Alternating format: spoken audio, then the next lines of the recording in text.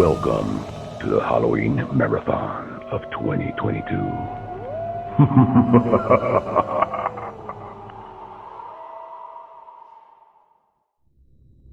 For many thousands of years, the Shadow Men have protected the world of the living against threats crossing over from the spiritual plane known as Deadside, the place where everyone goes without exception when they die.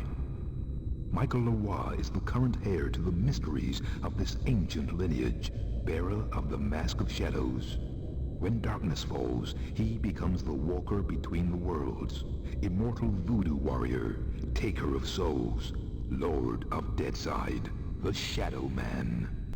So far in this marathon, I have covered multiple consoles, generations, and genres, sometimes even going back all the way to the 80s, but one of my favorite consoles has not had a mention until now. Shadow Man for the Dreamcast came out a few months after it debuted on Windows, Nintendo 64, and the PlayStation in 1999. It was developed by Acclaim Studios with a 3D engine that they had been working on for some time, but they had no idea on what to implement it on. So they chose the comic book character Shadow Man. So who is Shadow Man? Does he hide in the shadows? Does he use the shadows as a weapon? Shadow Man is basically a voodoo warrior that is sworn to protect the land of the living from entities that try and cross over from the dead side. There's a darkness coming. What's the problem, Magneta? I had a dream, Shadow Man. A real bad dream. A dead-side dream. The five are here. The heralds of the apocalypse. Deacon's file confirms everything I feared. The end's coming, Shadow Man. An ancient prophecy tells of the return of a great evil to Deadside. A terrible force gathering dark souls to its darker heart and using their power to cross over into this world and bring about apocalypse. Mama Nettie tells you that Legion, he is poised to making a comeback and will Only plunge you the can world do into it, Shadow chaos Man. if he You gets are his the walker hands between on the the Dark worlds. Souls. I can't go Deadside, and Jaunty's next to useless in both worlds. You are the only one who can do anything about this. As it ever was. But you ain't never confronted anything like this evil. It's so pure, not even the ancient protectors of the Dark Souls could destroy it. So all you have to do is get your hands on them before he does. That should be easy, right? Hence the prophecy telling of its return. The power of the ancients is all but gone now, and the dark souls that evil desires lie unprotected. What you gotta do, Shadow Man, is to go Deadside and recover the dark souls. Take them into your own protection before evil gathers them to its terrible heart.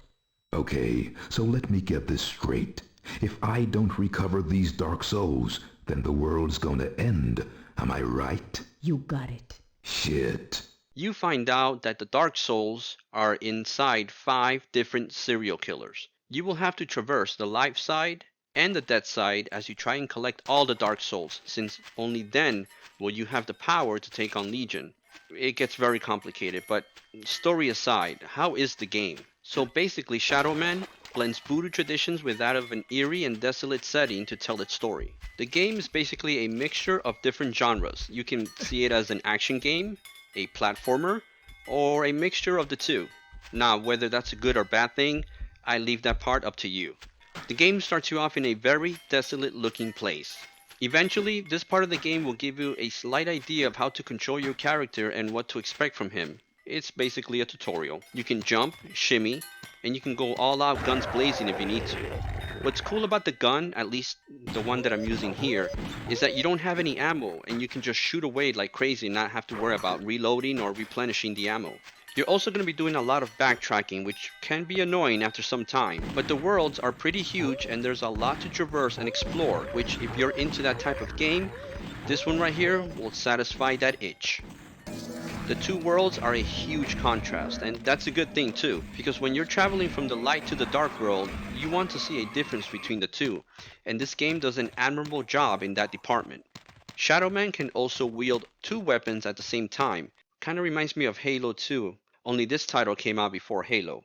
Now, I'm not going to ruin the story for you guys in case you ever do want to play it, and some of you might want to do that because there is a remastered version with updated graphics, deleted cutscenes, and better controls. It became available in 2021. The controls take a little bit of getting used to since you're just using one of the analog controls to move and rotate around as opposed to just using two of them, one for moving and the other for rotating. It took me a while to get used to that. It can be kind of a pain when you're in really tight spaces and you just need to turn around quickly. The enemies in the game are quite disturbing and give up some really creepy sounds and voices as you approach them. Some of them just moan and shriek.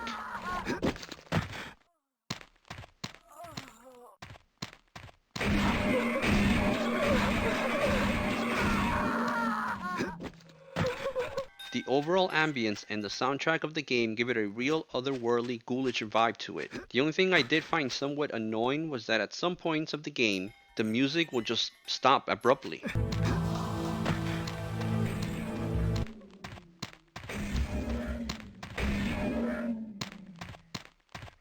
For a minute, I thought maybe it was just something on my end and maybe the game wasn't working properly or it just glitched out, and then all of a sudden the music just starts back up. It's a slight annoyance, but nothing that makes the game unplayable or frustrating or anything like that.